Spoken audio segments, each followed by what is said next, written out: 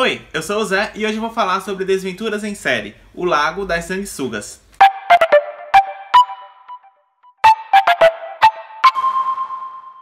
Nesse terceiro livro da série, a gente continua com a saga dos três irmãos Baudelaire sendo levados mais uma vez para uma nova tutora.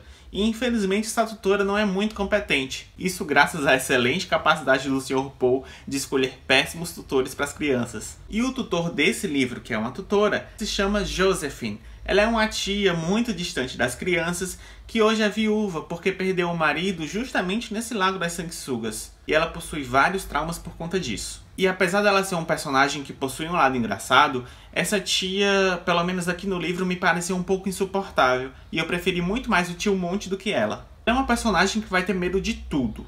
Ela vai ter medo de fogões, de aquecedores de ar, de maçanetas de porta, de carpetes, tudo que você possa imaginar, ela tem medo. Além disso, ela tem uma fixação pela gramática, e ela vai corrigir qualquer personagem que cometa qualquer erro gramatical. E apesar disso parecer muito engraçado, pra mim conviver com uma pessoa dessa deve ser insuportável. E a partir dessa personagem, eu acredito que o autor tenha colocado aí uma crítica sobre a existência do medo. Eu acho que ele quis colocar que existe dois tipos de medo, o medo racional e o medo irracional. Por exemplo, o medo racional seria o medo que as crianças possuem do Conde Olaf, de capturá-las, de fazer alguma maldade com elas. Mas esse medo da tia Josephine de ter medo de tudo, eu acredito que é um medo irracional. E eu acho que ele quis colocar isso como uma crítica. Porque esse medo irracional, se vocês lerem o livro, vocês vão perceber que ele vai dificultar uma série de coisas na história. O ambiente que a história se passa, ele é um pouco mais surreal do que nas outras histórias. É uma cidade turística, mas com poucos habitantes. Nessa cidade vai haver o Lago das Sanguessugas, que se chama Lago Lacrimoso. E as sanguessugas nessa história,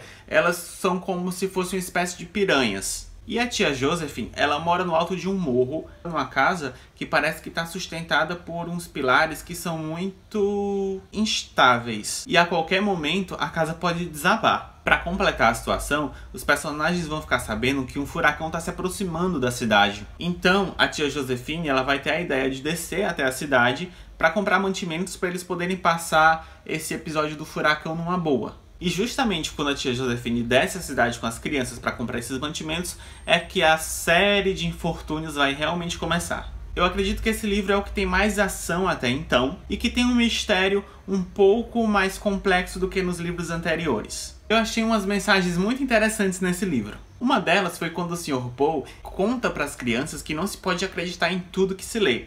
Ele está falando sobre um jornal, que ele leu uma notícia, e as crianças começam a comentar essa notícia. Então ele fala para as crianças, olhem, vocês não podem acreditar em tudo que se é escrito ou falado. Eu acho que o autor quis passar a mensagem que a gente tem que ter um certo olhar crítico quando a gente lê alguma notícia ou escuta alguma informação. E isso se repete em determinado momento quando a tia Josephine usa um cartão de visita para comprovar certa teoria dela. E ainda relacionado a essa questão do senso crítico, vai haver uma cena em que as crianças se dão conta que o Lago Lacrimoso é muito bonito, e elas não enxergavam essa beleza porque eles apenas confiavam no que a tia Josephine falava. E há um momento de polêmica também nesse livro, onde alguns personagens cometem um furto. E esses personagens, eles vão ser recriminados por outros personagens, porque furto não é uma coisa socialmente aceita. Então o autor vai colocar em dúvida sobre as motivações que uma pessoa tem para cometer o furto.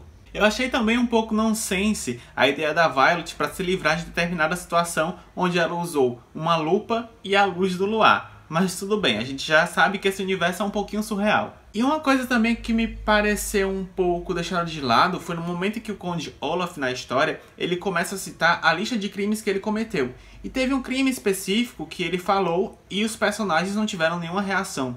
Eu não sei se isso já é tão claro que não necessitou deles levarem aquele susto de "Oh, você cometeu isso", mas ficou aí a dúvida. Mas a mensagem principal que eu acho que o autor quis passar foi que o medo, principalmente o medo excessivo, ele pode impedir as pessoas de agirem. Às vezes nós ficamos tão presos em gaiolas imaginárias que a gente não consegue desfrutar da nossa vida e nem se livrar de determinadas situações, que seriam mais fáceis de se resolver se a gente não ficasse tão preso ao nosso medo. Então é isso, pessoal. Se vocês gostaram desse vídeo, vocês comentem aqui embaixo o que vocês acharam.